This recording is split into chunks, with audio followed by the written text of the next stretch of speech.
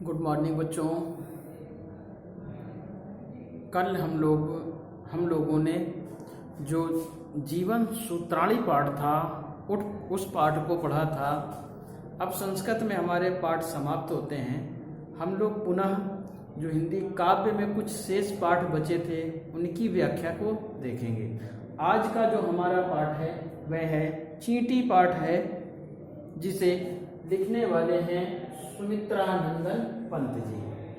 तो सुमित्रानंदन पंत जी ने एक चींटी का उदाहरण ले करके उन्होंने बताने का तात्पर्य यह आशय प्रकट करना चाहा है कि किस प्रकार से वह एक नन्हा सा जीव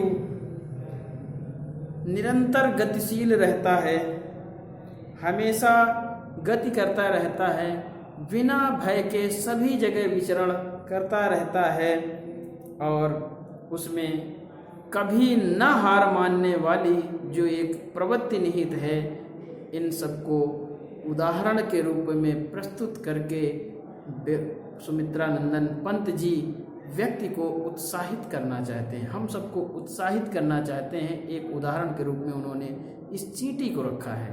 तो क्या कहा है उन्होंने, क्या कहा?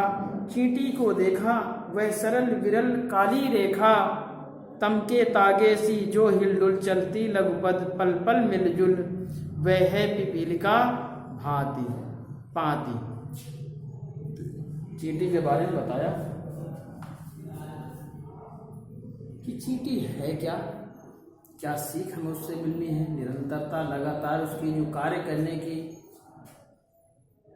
कार्यशैली है उसको उससे सीख लेना है। वह किसी से डरती नहीं, निर्भय रहती, ये सीख लेना है। और वह कभी भी हार नहीं मानती, इसकी हमें सीख लेना है। निरंतर वो प्रयासरत रहती है। तो सुमित्रानंदन पंत जी जो इस चींटी पाठ को जो उन्होंने लिखा है, भाव इसका यही है। हम अब इसकी व्याख्या सीधे कर लेते हैं। संदर्भ आप लोगों को पता है, पाठ और लेखक का नाम वैसे ही लिख लेंगे, कवि का नाम। सीधे हम लोग व्याख्या पर आते हैं। क्या है व्याख्या? चींटी को देखा, कवि कहता है कि क्या तुमने कभी चींटी को देखा है?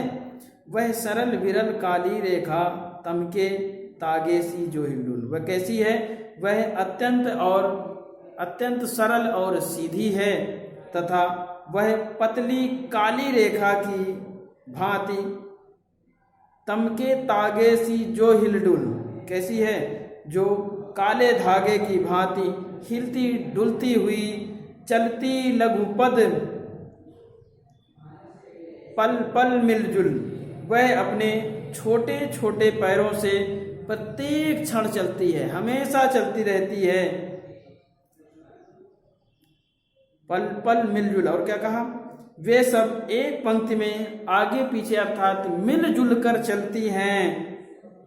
वह है पिपीलिका भांति। जब इस प्रकार हम देखते हैं हिलडुल कर मिलजुल कर धागे के समान चलते हुए, नन्हे नन्हे पदों को मिला करके एक दूसरे से चलते हुए जब दिखाई देती हैं, तो इसे हम काले धागे की भांति जो दिखाई देती हैं, इसे हम चींटियों की पंक्ति कहते हैं, चींटियों की लाइन कहते हैं। फिर आगे क्या कहा? देखो ना किस भांति काम करती वह सतत कन कन कन के चुनती अविरत। आगे देखिए क्या कहा?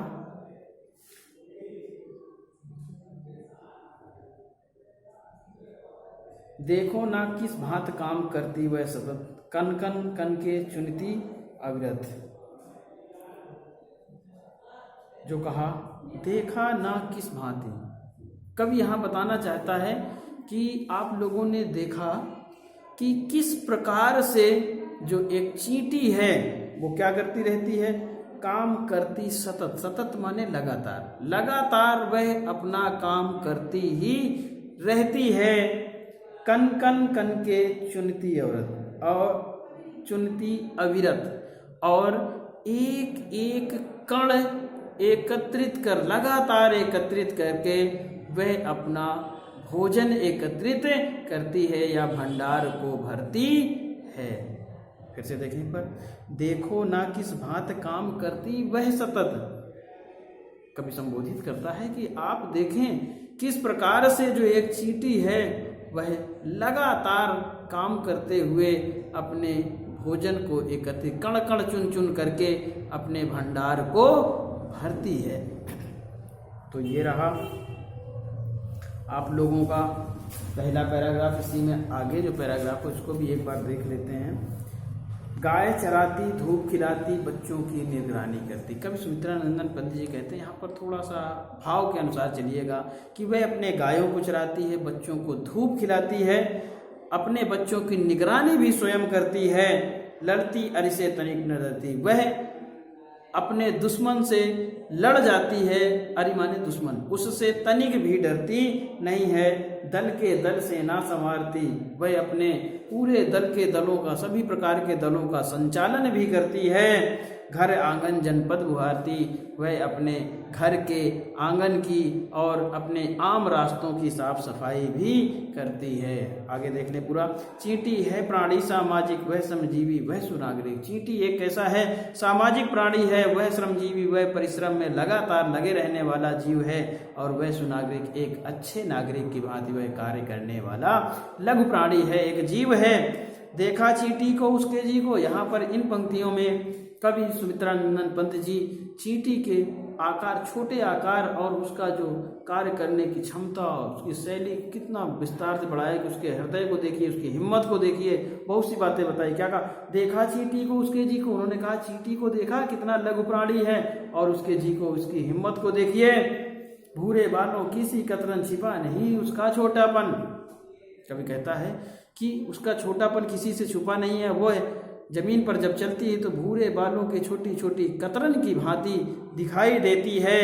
वह समस्त पृथ्वी पर निर्भय विचरण करती, श्रम में तन्मय। और क्या करती? वह संपूर्ण पृथ्वी पर क्या करती है? विचरण करती, टहलती रहती है। वो भी कैसे? बिना भय के, और श्रम में तन्मय। और जब भी टहल रही होती है तो परिश्रम में लगी ही रहती है, ना आवश्यक नहीं, अपने कार्य में लगी ही रहती है।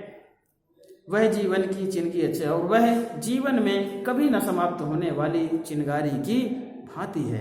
अंतिम पैराग्राफ। वह भी क्या देही है तिलसी, प्राणों की रिलमिल झिलमिल। उसका जो इतना लघु शरीर है उसमें यह लगता है इसमें प्राण कहाँ रिलमिल झिलमिल से छिपे हुए हैं। दिन भर में वह मीलों चलती, अथक कार्य से कभी न टलती। और इतना लघु प्राणी होने के बावजूद भी अपने नन्हे नन्हे कदमों के द्वारा वह दिन भर में मीलों की दूरी तय कर लेती है, कोसों की दूरी तय कर लेती है, और अपने कार्य से कभी भी थकती नहीं है।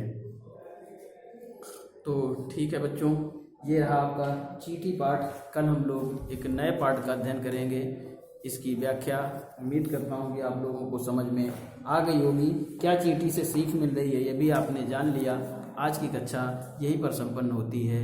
धन्यवाद।